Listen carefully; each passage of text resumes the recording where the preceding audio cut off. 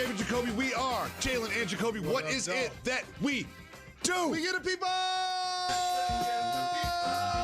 what they want. Jalen Anthony Rose. The Memphis Grizzlies were down by 26 points in the basketball game. I thought it was over. It wasn't over, Jalen. It was not over. And unprecedented run. 22-0. Oof. And a couple of things. If you're Minnesota, you got to call timeout. Got to. At some point. I was shocked by that. Like, I don't know sign language, but I know this. It's just somebody. Y'all got to do somebody. that. It doesn't have to be the coach. It can be anybody. And see, as a player, you can do that too. But the problem, yesterday, their best player was having his worst game. Karl Anthony Towns. Yep. So now all of a sudden that becomes a snowball. Now, if you're the Memphis Grizzlies, how do you get back in the game as you look at the numbers? They don't tell the story. You know why? That says nothing about toughness. Heart. That says nothing about effort. Belief. How Brandon Clark was just being physical. Yep. Physical. Right? Wasn't they? And that's what limited the Big Cat. They were swarming, right? They were being physical. And they were clogging the paint. And also, like I told you after game one, when John Morant told people like you, Who, me? don't switch. I switched. You switched after game one. You love Memphis all season. I switched. You love Memphis all season. I'm sorry, John. You know what I'm saying? You I'm sorry, practicing your Memphis. gritty and everything. Oh. But again, like Desmond Bane, fam. Desmond Bane. I got on the airplane one time to go do an interview for NBA Countdown this year. It was with him.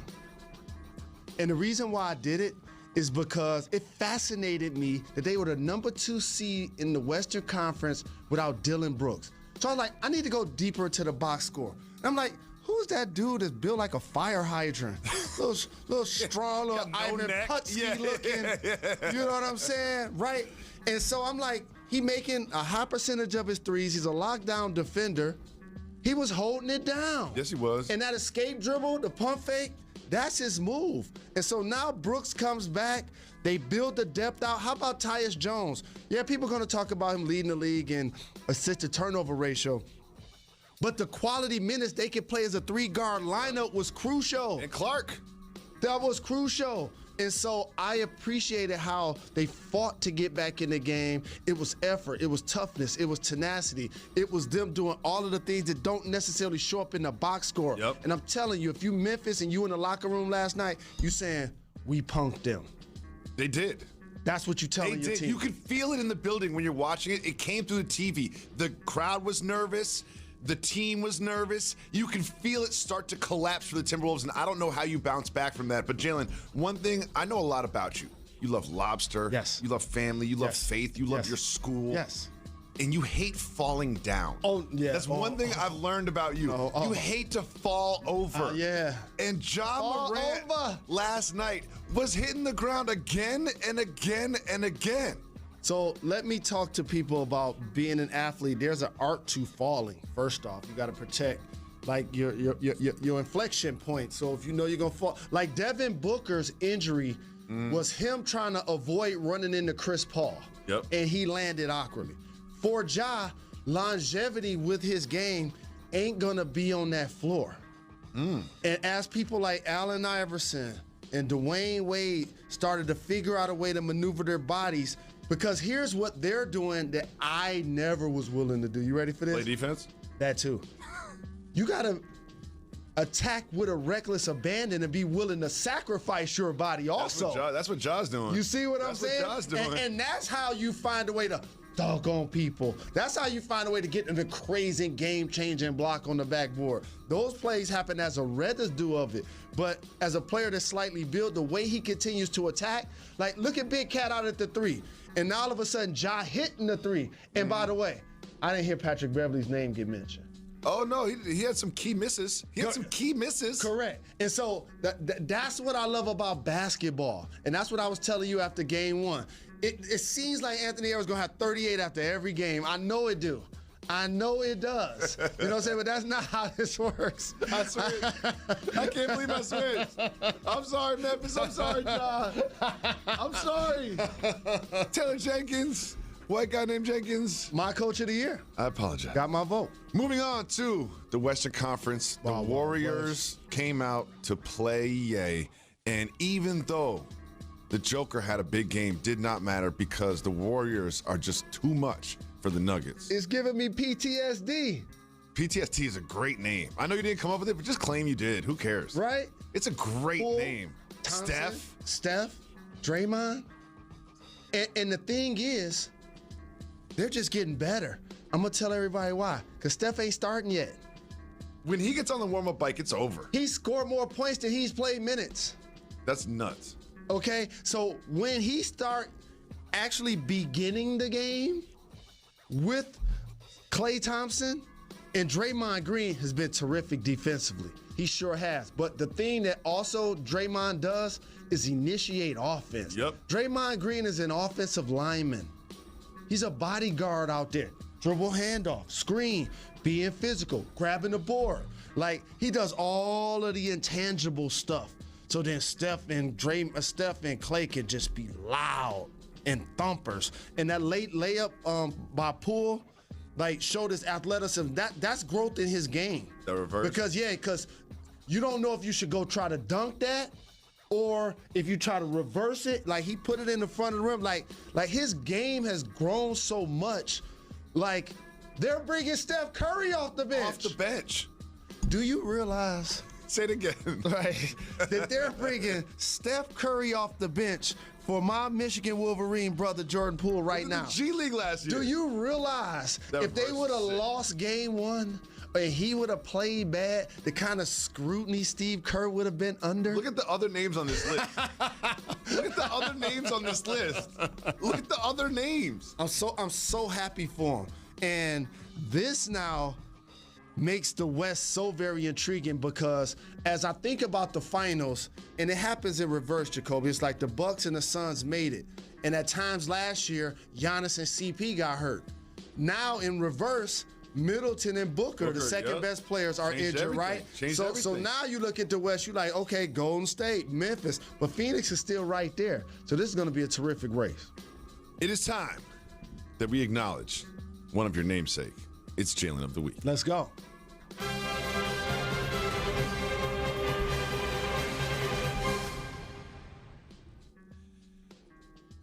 Jalen of the Week is clearly who, Mr. Rose? Jalen.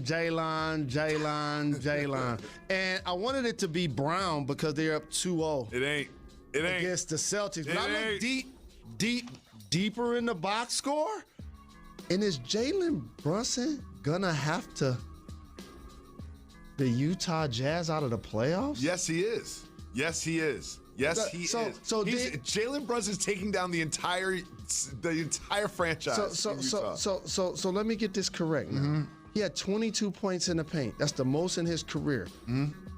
That usually shouldn't happen with a team that has Rudy Gobert on it. So somebody say, hey, Jalen, so how does that happen, right? Because he plays in the mid-range. Look at that. He's shooting from the broken line. He's shooting runners. He's shooting floaters. Those called giant killers, y'all. It don't matter how high you jump. I'm going to shoot it higher. It don't look like it ain't going to be on the top 5 plays of the week. No, but if I get you on my hip, I get you on my shoulder. He putting them, like, the little to chicken me, wing, too. Yes, Just a little chicken wing space. Lie. Got it. To me, that's like watching MMA fighter is like doing some great grappling that the world just can't really understand how great it is. And I see how he balling, and that's why he Jalen of the Week. Because he won 2 games. Utah, time to break it up. See Danny at the game. See my brother D Wade at the game. They ain't just become a part of ownership and part of management to watch this. So I want to pitch something to the league. The Utah Jazz is done. They're done. Done. Done. Why don't in the next series Rudy Gobert just play with the Mavs?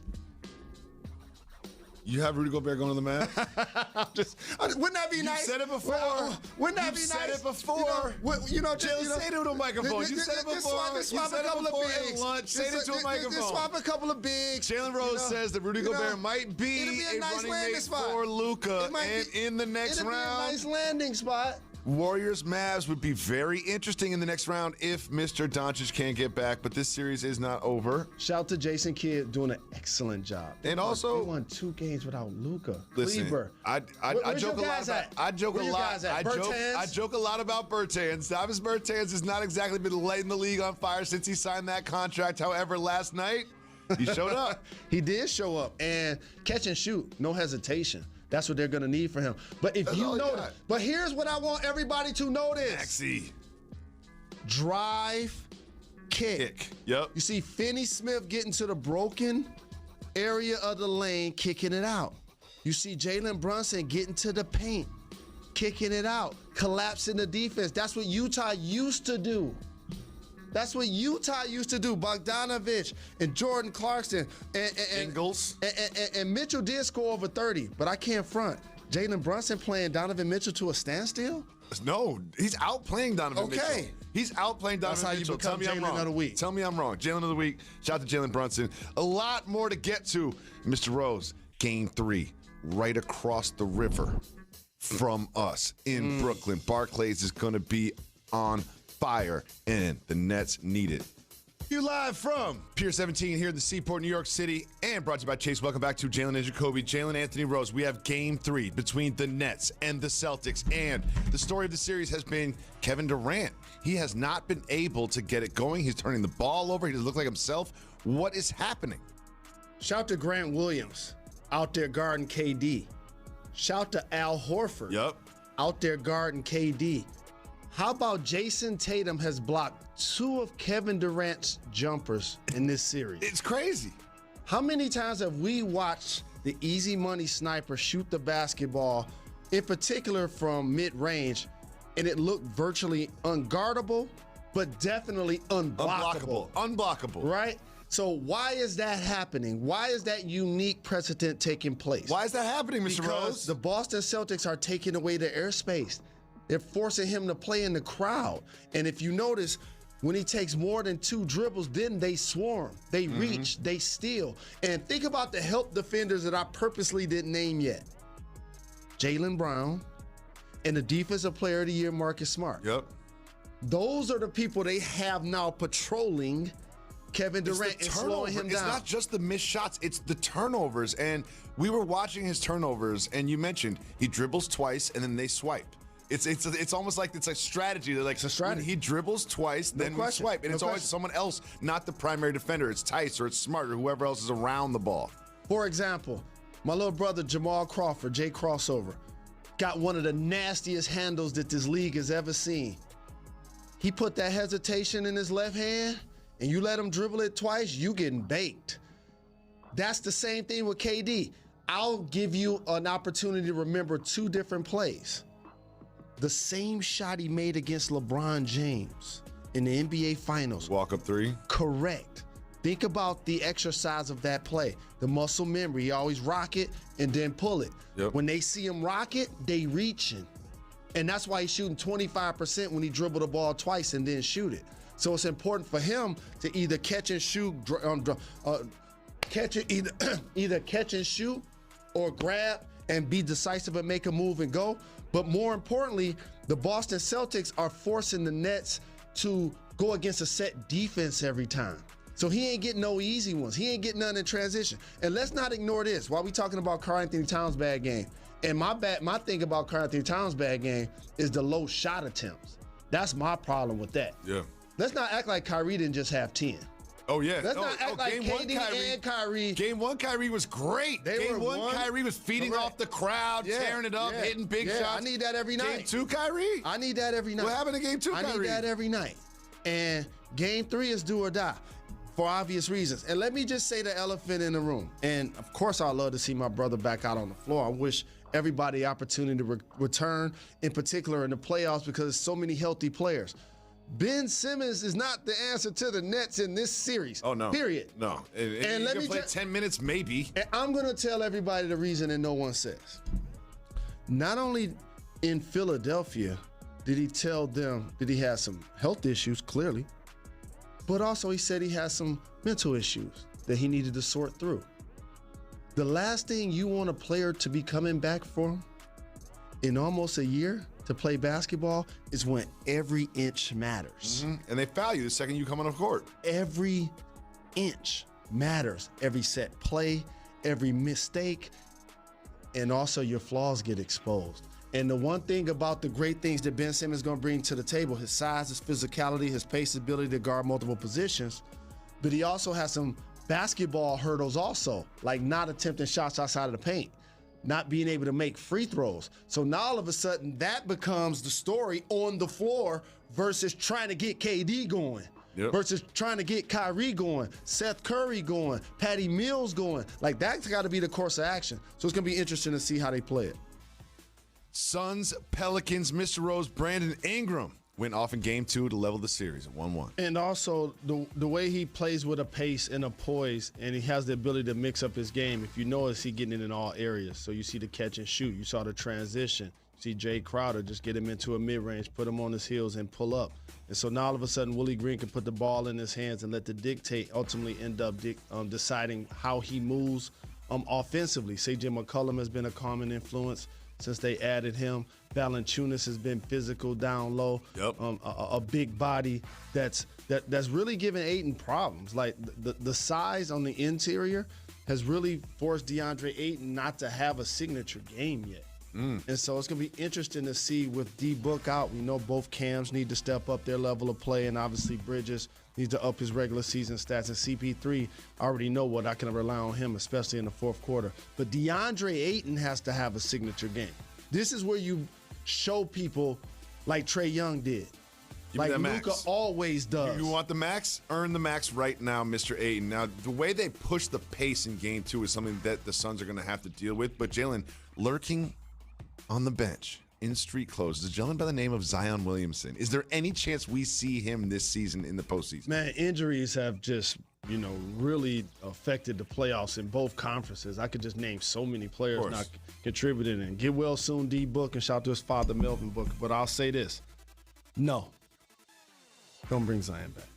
He hasn't played all season. He has a foot injury. And I'm looking at his body, and he is only going to exacerbate his injury if you put him back in the game. I know it, you know it, and the entire world knows it. So I like that he's there supporting his teammates, but don't bring him back this year.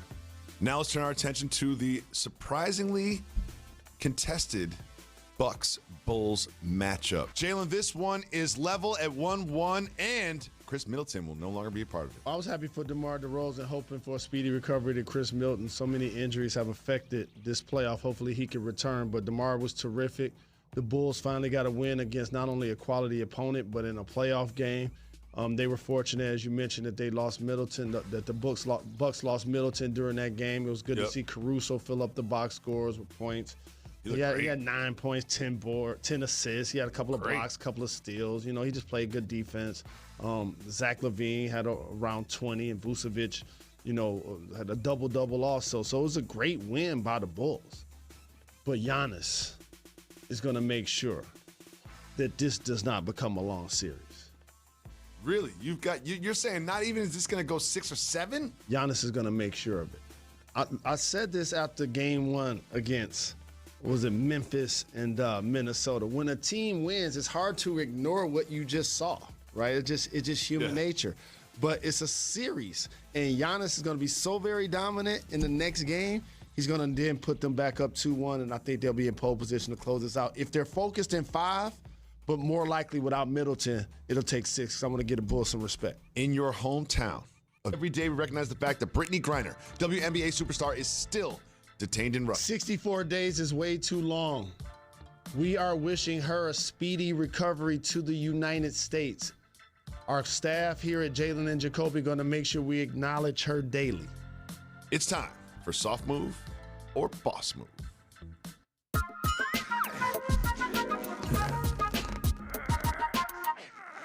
In Detroit, Miguel Cabrera going for his 3,000th hit of his career. Doesn't get it in the first at bat, doesn't get it in the second at bat, and then has a chance to get it. And what do the New York Yankees do? Intentional walk. Jalen Rose, soft move or boss move? Aaron Boone intentionally walking Miguel Cabrera because they don't want to be part of the history.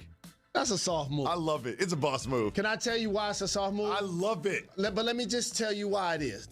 Just because it's the Yankees Like, y'all got 27 championships. Y'all should be bigger than that. That's why I think it's a soft move. I love it. They're the team that doesn't allow players to wear facial hair or their names on the back of the jerseys. Our guys going for 3,000 hits, and that's why we shut them out, right? Didn't we shut them out? Well, not only that, is the player after Miguel Cabrera got walked, drove in a couple runs.